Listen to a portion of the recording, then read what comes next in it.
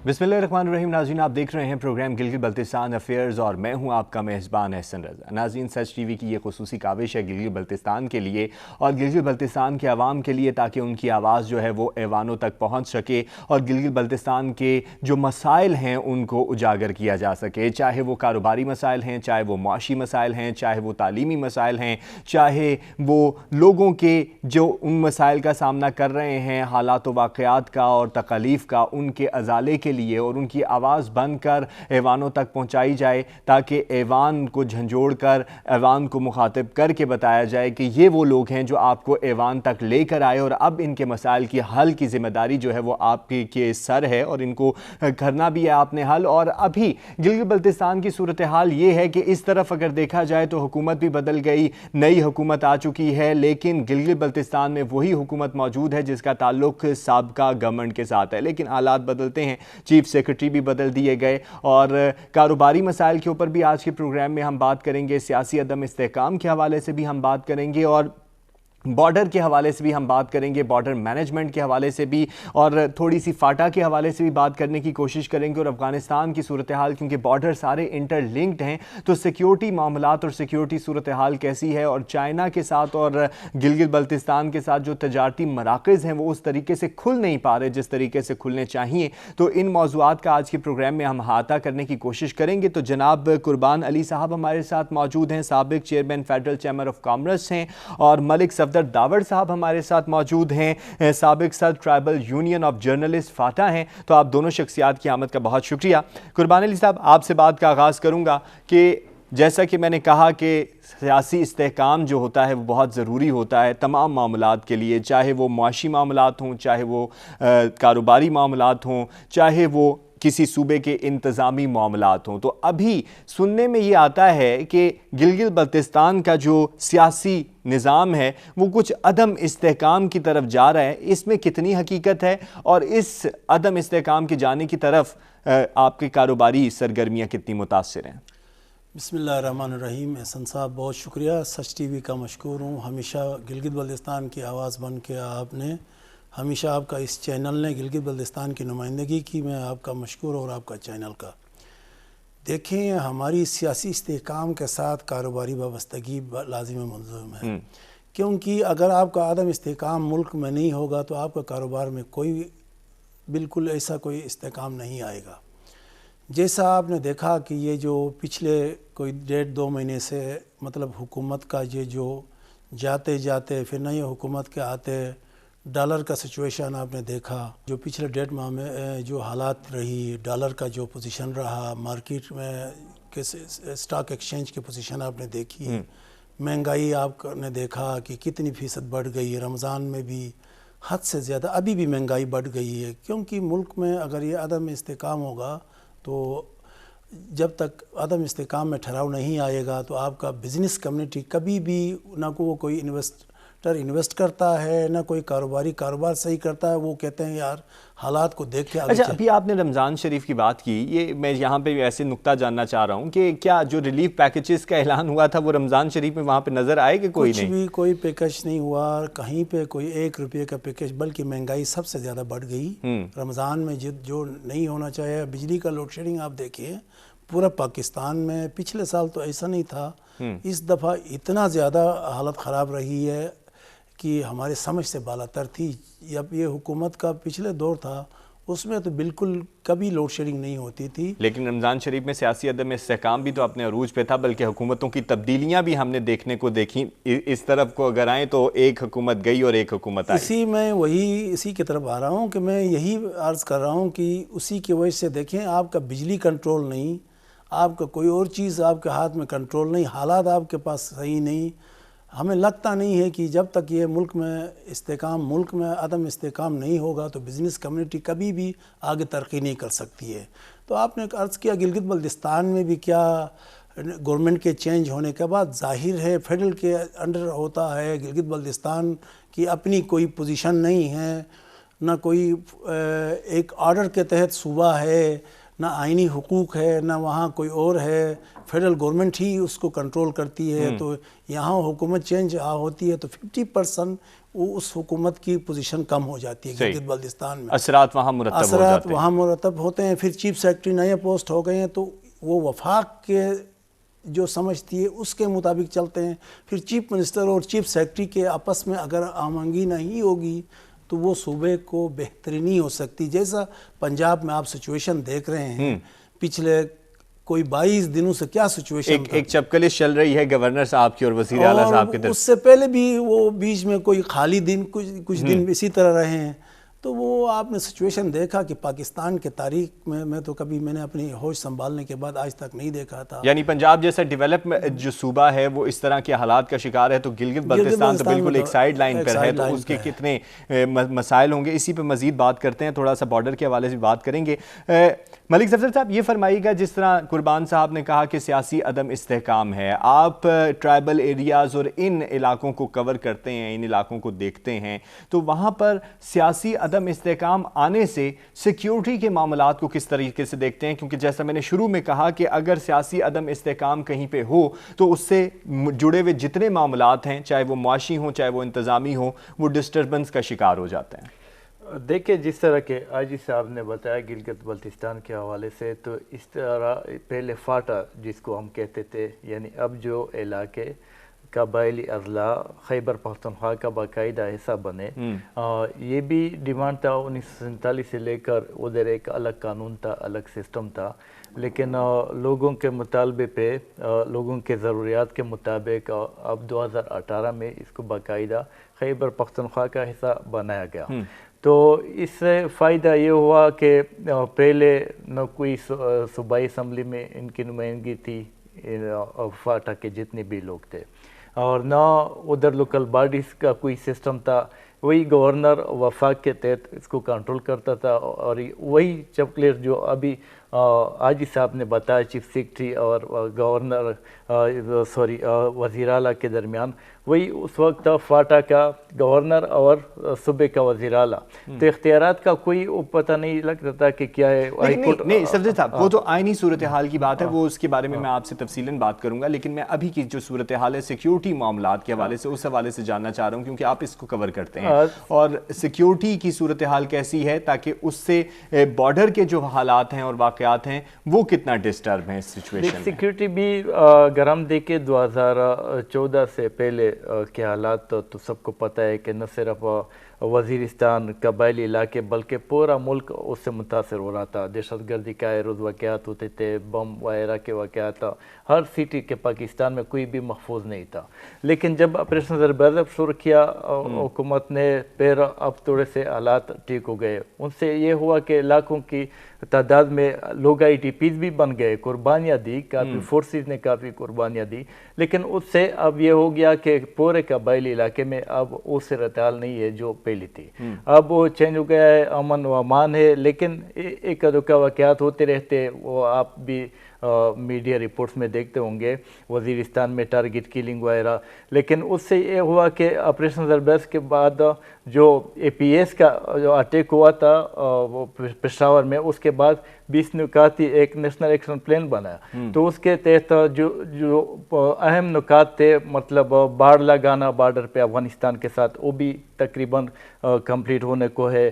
اس کے ساتھ border management کے لیے جو دستاویزی آنا جانا, سیکیورٹی کیمرے وغیرہ, وہ بھی کمپلیٹ اب ہو گئے ہیں. اب جو ترخم کا ایریا ہے یا حلم خان ہے نارتھ وزیرستان کے ساتھ, یا خرلچائی کورم ڈسٹرکٹ یا انگوراڈا پہ جو آنا جانا ہوتا ہے وہ باقاعدہ چیکنگ ہوتی ہے. اس طرح نہیں ہے جس طرح پہلے ہم دیکھتے تھے کہ کابل اسلام آباد پہ الزام لگاتا تھا, اسلام آباد کابل پہ, کہ ادھر سے در اندازی ہو رہی ہے, ادھر سے در اندازی ہو رہی ہے. اور یہ بھی ہے کہ اب جو افغانستان میں ایک, اور یہی راستے گلگت بلتستان کو بھی انٹر لنک کرتے ہیں, یہ سارے, کیونکہ اگر ہم دیکھیں تو یہ سپیک کا بھی جو ایک منصوبہ روٹ ہے, یہ ادھر سے خنجاب سے لے کر پھر ادھر ترخم جو بارڈر ہے, علم خان ہے, خرلاچے ہے, انگوراڈا ہے, ادھر سے پھر افغانستان, پھر سینٹرل ایشیا تک ये एक पूरा सिस्टम में। लेकिन ये अब हुआ कि कोरोना की वजह से, जिस तरह आज इस साहब के साथ मैं अभी भी डिस्कस कर रहा था कि उधर क्या सिचुएशन है बॉर्डर का, कोरोना की वजह से अब ये भी बॉर्डर जो है ये थोड़े से डिस्टर्ब हो गए हैं, उधर जो कारोबारी सरगर्मियाँ है वो थोड़ी सी कम हो गई है। लेकिन अब जो उधर अफगानिस्तान में हुकूमत चेंज हो गई तो इस वजह से वो ज़्यादातर सिक्योरिटी सूरत हाल अब बेहतर हो गई है, क्योंकि जितनी भी पहले तंजीमें वगैरह थी वो शायद उधर शिफ्ट हो गई है अफगानिस्तान। लेकिन एक आधों का जो तंजीमें है जो वारदात करते हैं, वाक़यात इधर होते हैं दहशतगर्दी के कबायली इलाकों में या इधर जो मुल्क के दीगर अजला है, तो भी इस वजह से कि जो कुछ तंजीमें है जो झूठी है वो अब ये कोशिश कर रही है कि उनको, फिर उसके साथ मुज़ाकरात की जो बात हो रही थी, कल भी मसूद कबीले का एक जरगा हुआ, इन्होंने मशरान जो है मलकान है, इन्होंने 35 रुकनी जरगा बनाया। वो अब बाकायदा फिर जो नाराज़ ग्रुप से या जो मज़ाहमत करते हैं या जो बदमनी फैलाते हैं उनके साथ मुज़ाकरात करके हुकूमत के साथ भी उनके मुतालबे रखेंगे और हुकूमत भी फिर उस पर आगे अमल करने के लिए उन्होंने भी जरगा को अप्रूव किया है। तो अब देखना है कि आया ये जो छोटी छोटी तंजीमें अब है इसको किस तरह, क्योंकि आवाम का भी अब ये मुतालबा है कि वो किसी को इस तरह बदमनी पिलाने नहीं देते। सही, यहाँ पे ब्रेक ले रहे हैं तो वापस आएंगे तो ज़रा गिलगित बल्तिस्तान के कारोबारी हलकों को कितनी मुश्किलात का सामना है और सिक्योरिटी के मामलात हैं, इसके ऊपर मज़ीद बात करेंगे, तो हमारे साथ रहिएगा।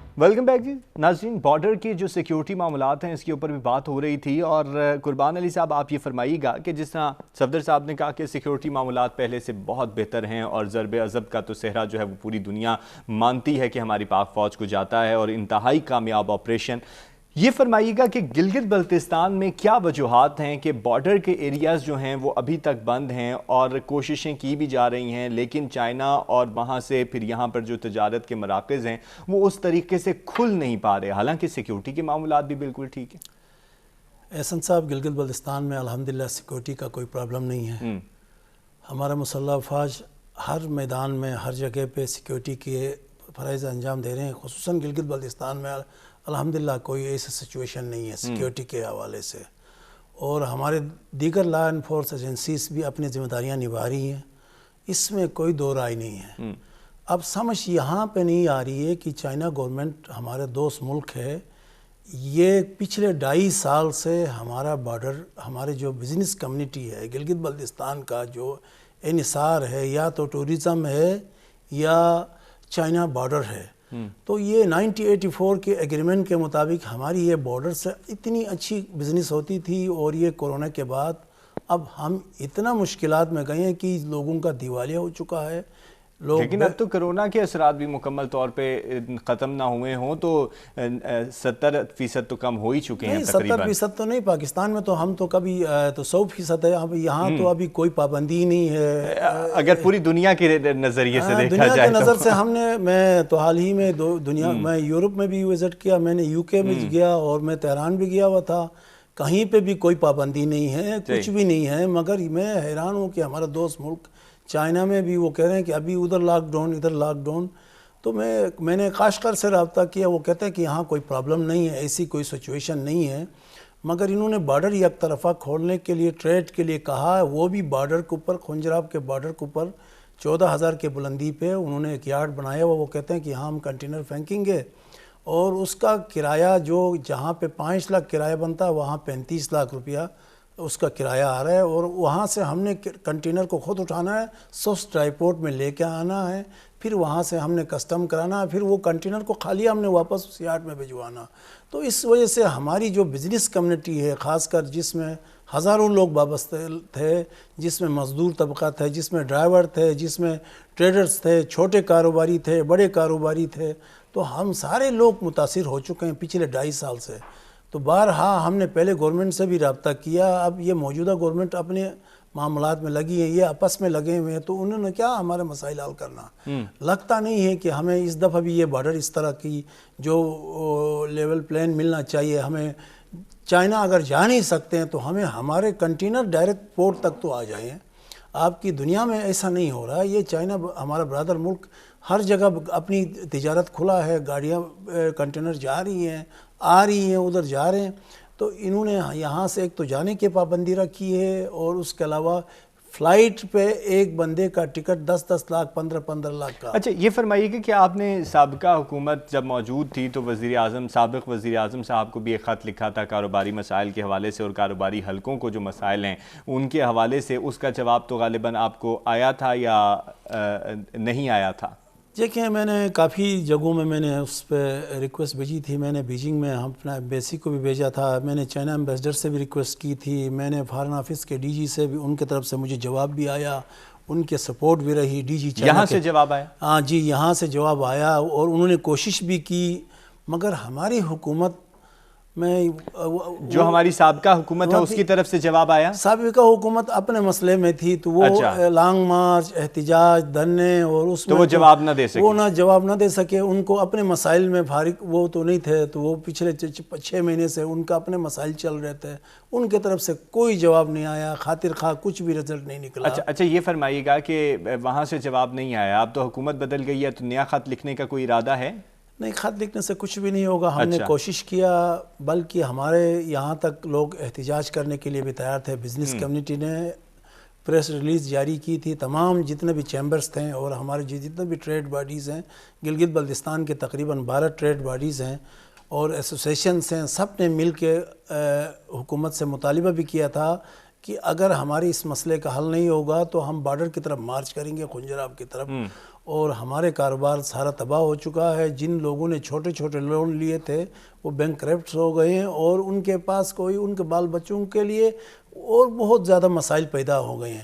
اور خاص کر مزدور طبقہ 20 سے 30 ہزار لوگ اس بارڈر سے مستفید ہوتے ہیں. تو 20 سے 30 ہزار کا مطلب یہ ہے کہ کئی ہزار گھرانے اس سے مستفید ہوتے ہیں.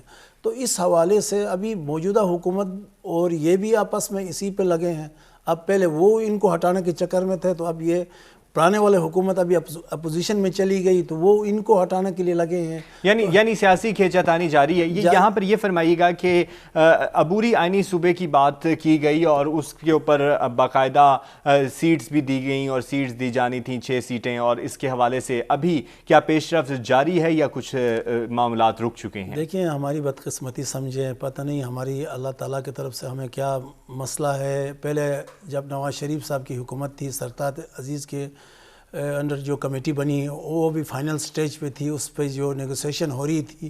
ابھی تو قومی اسمبلی میں انہوں نے بل پیش کرنا تھا, وہ بل پیش کرتے کرتے گلگت بلتستان اسمبلی سے میں بھی بل پیش کیا, وہاں سے بھی اپروول ہو گئی, یہاں کمیٹی بیٹھ گئی, آپس میں طے بھی کیا کہ اس کے اوپر یہ فیصلہ ہوگا. وہ تیاری کر رہے تھے تو یہ حکومت چلی گئی.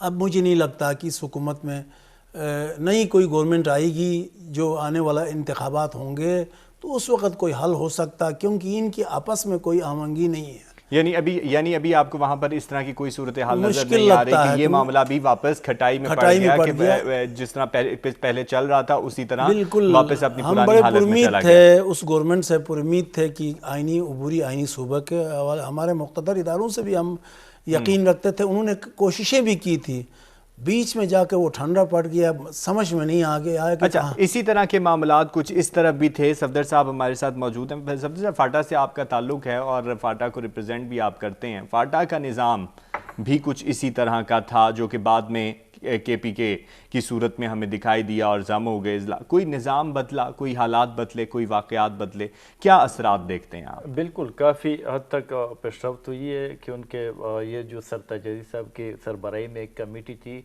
انہوں نے پھر جاتے جاتے جس طرح عزیز صاحب نے بتایا کہ उधर फाटा का बिल KPK से पास किया, फिर इधर नेशनल असेंबली से। अब उधर ये हुआ कि तारीख में पहली बार सूबाई असम्बली में 24 सीटें मिली, 24। वो भी अपनी नुमाइंदगी कर रहे हैं और अपने तरक्याती काम माहिरा उसमें मसरूफ़ है। हम देख रहे हैं ग्राउंड पे कुछ नज़र आने लगा है। लेकिन उसके साथ साथ ये बल्दियाती इलेक्शन अब हो गए तारीख में, ये भी पहली बार। काफ़ी दर्जनों इदारे उधर पहली बार आ गए। उधर जो अलकार है, पुलिस को बाकायदा हमने देख लिया। अब उधर पुलिस ने तकरीबन सिक्योरिटी सूरत-ए-हाल को बेहतर करने में वो किरदार अदा करे। हाई कोर्ट, सुप्रीम कोर्ट के एक्सटेंशन हो गया उधर, और जितनी भी दूसरे ह्यूमन राइट्स की तंजीमें वगैरह है। मतलब पहले तो FCR था, FCR कानून इस तरह था कि तकरीबन तमाम चीज़ों पे उधर पाबंदी थी। कारोबारी लिहाज से भी काफ़ी उधर बैंक्स वगैरह उनके काफ़ी लोगों को सपोर्ट करते हैं, जो किसान या दूसरे कारोबारी हजरात है। लेकिन उधर भी एक मसला है थोड़ा सा, क्योंकि NFC अवार्ड के तहत इनको 3% हिस्सा देना था तमाम सूबों ने। जो ये सरताज अजीज साहब की कमेटी थी, इन्होंने रिकमेंड किया था कि NFC अवार्ड में इनको 3% हिस्सा देना है। वो अब 3 साल हो गए, वो नहीं मिल रहा वो हिस्सा। और कभी पंजाब की तरफ से मतलब ये भी हुकूमत के रद्दोबदल से ये भी मसला बन जाता है, कभी सिंध से मसला आ जाता है। उन लोगों का अब ये डिमांड है कि वो जो 3% ऐसा था वो कम से कम देना चाहिए। अब हम क्या देखते हैं कि उधर जो फोर्सेस है वो अपना फंड ज़्यादा खर्च कर रहे हैं। मतलब इस 3% के अलावा वो अपने जो उनके फंड है वो पूरे फाटा में खर्च करते हैं। ये बहुत बड़ा मसला है। उधर से जितने भी MPs है, MNAs है और जितने भी बाकी अवामी नुमाइंदे या सियासी वर्कर्स है, वो अब ये मुतालबा कर रहे हैं कि वो जो हमारे साथ वादा किया गया था 3% का NFC अवार्ड के तहत, वो हमें दिया जाए ताकि इससे मसले हल किए जा सके और उधर कुछ तरक्याती काम हो, जिस तरह वो रिकमेंडेशन में पहले बताया गया था। जी सही, बहुत शुक्रिया। सही, यहाँ पे ब्रेक ले रहे हैं, वापस आते हैं तो ज़रा मज़ीद सैर व सियाहत के हवाले से भी बात करते हैं। गिलगित बल्तिस्तान के जो मामलात हैं किस तरीके से चल रहे हैं, उस पर हमारे साथ रहिएगा।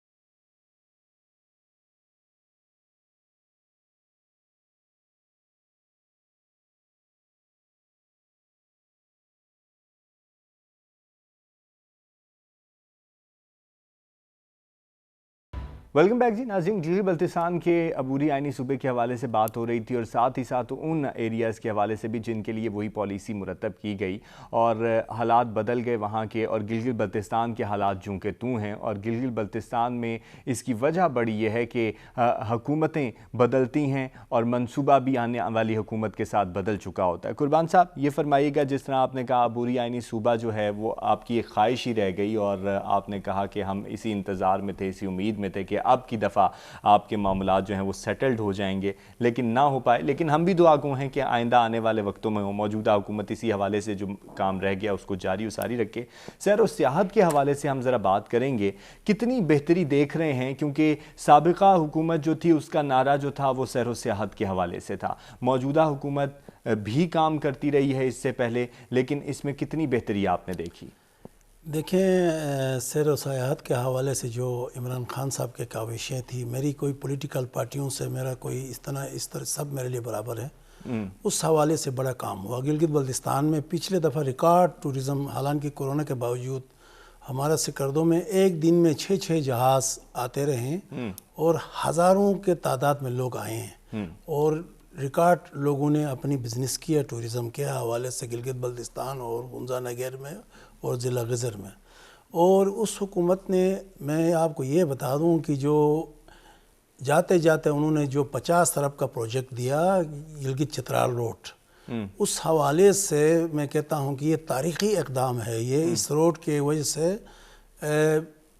गिलगित बल्तिस्तान में टूरिज़म का एक हब बनेगा और आने वाला वक्त में उस रोड का टेंडर भी हो चुका है, उस पर अभी काम शुरू होने वाला है। हमारा ज़िला गिज्जर में इस वक्त जो 5 लाख की ज़मीन थी वो 40 लाख का कनाल हुई है, और हर बंदा वहाँ रेस्टोरेंट होटल बनाने के लिए लगे हैं। नवतर एक्सप्रेस वे पहले वाले नवाज शरीफ साहब के गवर्नमेंट में हाफिज़ हफीज़ुर रहमान साहब ने बनवाया था। टूरिज़म के बड़े मौक़े हैं, और इंशाल्लाह इस दफ़ा भी ये रमज़ान था, रमज़ान के बाद अभी शुरू हो चुका है, क्योंकि महकमे मौसमियात ने 5-6 तारीख तक वार्निंग जारी की थी कि वहाँ ग्लेशियर पिघलेंगे और वहाँ और सैलाब का ख़तरा है, तो उस वजह से थोड़ा एहतियात कर रहे थे। अभी बबसर टॉप खुलेगा तो गिलगित बल्तिस्तान में बहुत रिकॉर्ड बिजनेस होगी, और लोगों के लिए एक बहुत बेहतर मौक़ा है, और लोग देखना चाहते हैं।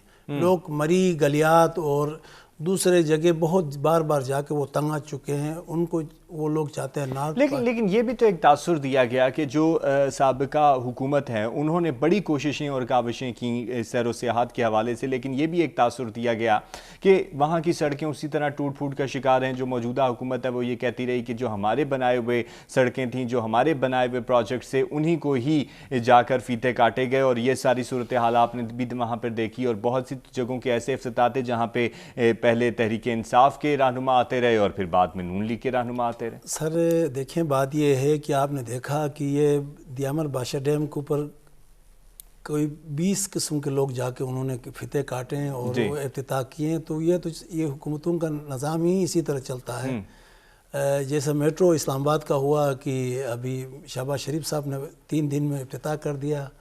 वो तो 3 दिन में काम तो नहीं हो सकता था, पहले वाला ने कुछ कोशिश किया होगा, काम किया होगा, फिर इन्होंने इफ्तिताह किया। ये वज़ीर आज़म थे, इन्होंने काविश की, उन्होंने उसकी तरफ तवज्जो नहीं दी, तो शहबाज शरीफ साहब ने जाके उसने उस पर शुरू कर दिया। तो कहने का मकसद ये है कि ये इनकी अपनी अपनी तरजीहात है। शहबाज शरीफ साहब के इस हवाले से, ये जो काम के हवाले से इनकी कोशिशें तो हैं, मगर मुझे लगता नहीं है कि अभी ये जो हुकूमत इनकी आपस में अपोजिशन और इनके बीच में ये जो, जब तक आपस में बैठ के कोई मुल्क के मफादात के बारे में नहीं सोचेंगे, मुल्क है तो हम हैं, मुल्क में अमन अमान नहीं होगा, तो हमारा दुश्मन तो सोचता है कि कोशिश करता है कि वो कहीं नज़र रखता है कि किसी तरह के पाकिस्तान में अदम इस्तेहकाम हो। मगर अल्हम्दुलिल्लाह हमारा मुसल्लह फ़ौज हमेशा चौकस है, और वो हर किस मैली आंख के ऊपर उनका उसकी नज़र से नहीं देख सकता कि कोई मुल्क। तो इंटरनेशनल साजिशें तो होती रहती हैं, आपको पता कि इंटरनेशनल फोर्सेस यहाँ आके पहले वज़ीरिस्तान में खेलती थी, एक उन्होंने मैदान बनाया था। अफ़गानिस्तान को देखो कैसा, अभी अफ़गानिस्तान के हालात अभी इस वक्त हालांकि गुर्बत है, उसके बावजूद पुरअमन है अफ़गानिस्तान है। पुरअमन अफ़गानिस्तान होगा, पुरअमन पाकिस्तान होगा। तो फिर हमारा दोस्त मुल्क चाइना का भी यही इशू है कि मेरे नज़र में बारहा मैं ये अर्ज़ कर चुका हूँ कि ये कोरोना से ज़्यादा वो अफ़गानिस्तान का सिचुएशन को देखती है, सेंट्रल एशिया का ये सिचुएशन को देख के वो हमें इस बॉर्डर को देखें। सी पैक का मकसद, मैं हैरान होता हूँ कि सी पैक अब बलूचिस्तान भी चले गए शहबाज शरीफ साहब, आप जाएँ पहले सी पैक के गेटवे को तो खुलवा दे भाई, आपका दरवाज़ा बंद है आपका सी पैक का। अच्छा, सैर व सियाहत के हवाले से इंतज़ामी मामलात पे भी मैं आपसे बात करता हूँ। ज़रा इस तरफ के हालात को भी देखते हैं। सफदर साहब, ये बताइएगा कि गिलगित बल्तिस्तान में जो निज़ाम अभी है वो फाटा में उसी तरह की सूरत हाल रही, और फाटा फिर आइनी सूरत हाल हो गई, KPK में जम हो गए, हालात बदल गए, वाक़यात बदल गए। जैसे आपने कहा कि पहले जैसे हालात नहीं, बल्कि अब बहुत ज़्यादा ट्राइबल एरियाज़ आपको तरक्की करते हुए नज़र आ रहे हैं, और इसका सेहरा किसी न किसी हद तक हमारी अफवाज को भी जाता है।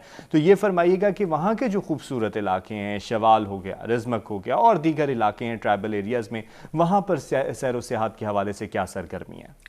ये आप अगर सोशल मीडिया को चेक करें, कल परसों की तस्वीर वीडियोस, आप यकीन नहीं करेंगे कि हज़ारों की तादाद में लोग अब आते हैं उधर जो सियाहती मकामात है। क्योंकि मसला ये था कि पहले इधर एक ट्राइबल सिस्टम था, इधर नॉन लोकल का आना जाना मुमकिन नहीं था। फिर हालात बदल गए, दहशतगर्दी का शिकार 15-20 सालों से ये इलाके रहे, फिर भी नॉन लोकल के लिए बहुत मुश्किल था उधर जाना। वरना खूबसूरत तो है ये इलाके, बहुत खूबसूरत है। तीरा का नाम आपने लिया, इस तरह कोरम ज़िला को अगर हम देखें, बॉर्डर जो एरियाज है, शवाल वैली بہت زبردست ایریا ہے، خوبصورت علاقہ ہے.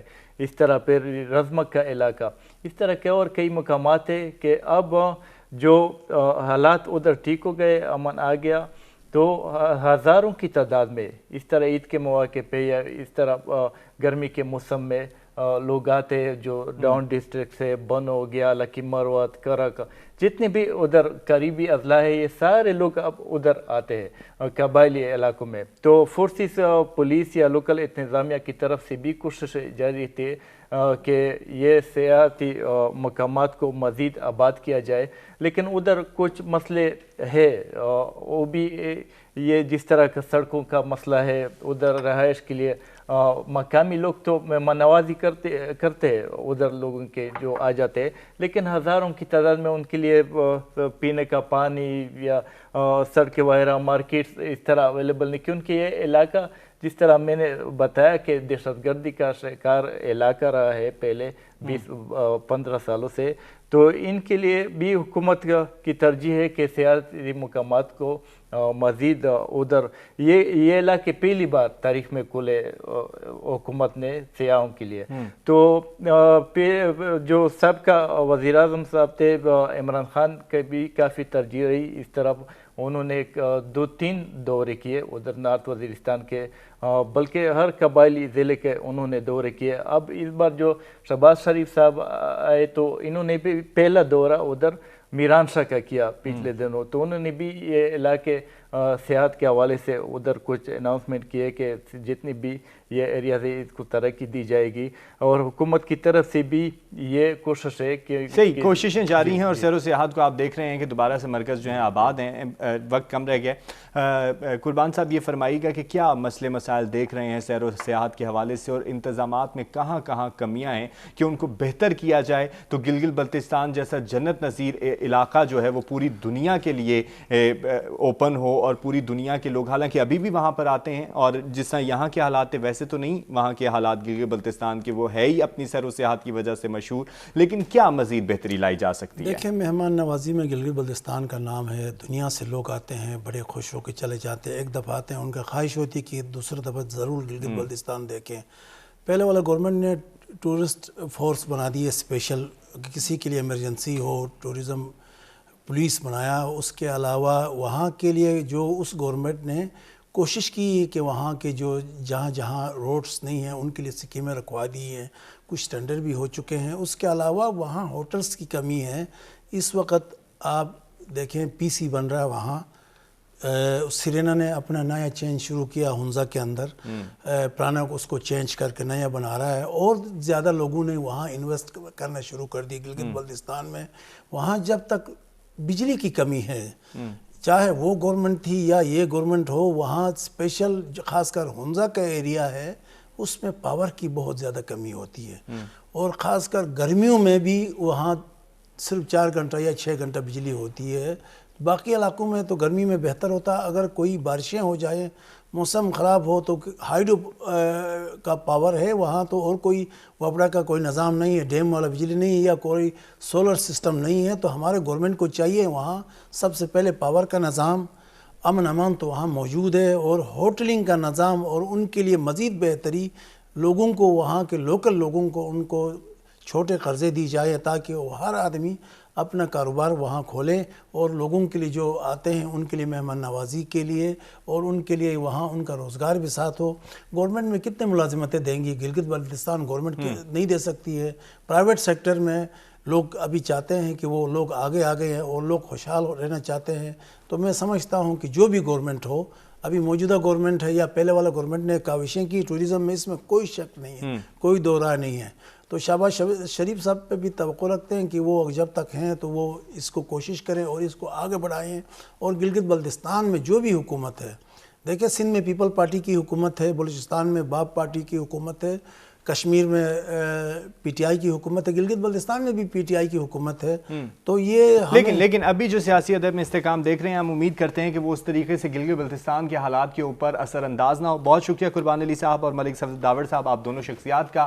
ناظرین, اگلی مرتبہ پھر کسی مسئلے کے ساتھ حاضر ہوں گے جو گلگت بلتستان کا سلگتا ہوا مسئلہ ہے, اور اس کے حل کے حوالے سے بات چیت کریں گے. آج کے لیے اتنا ہی, اور کاروباری مسائل کے حوالے سے آج کے پروگرام میں ہم نے بات کی, اور سیر و سیاحت کے حوالے سے بات کی. تو امید کرتے ہیں کہ انہی حالات کے اوپر موجودہ حکومت جو وہاں پر ہے, اور جو ابھی نئی گورنمنٹ وہاں پر جو ابھی یہاں پر نئی گورنمنٹ بنی ہے, دونوں کے درمیان اتحاد اور اتفاق رہے, اور حالات جو ہیں وہ بہتری کی طرف ہوں, اور عوام کے مسائل جو ہیں وہ اجاگر ہوتے رہیں, اور عوام کے مسائل کو ٹھیک کرنے کی کوششیں جو ہیں وہ جاری و ساری رہیں. اپنا بہت سارا خیال رکھیے گا. گلگت بلتستان زندہ باد, پاکستان پائندہ باد.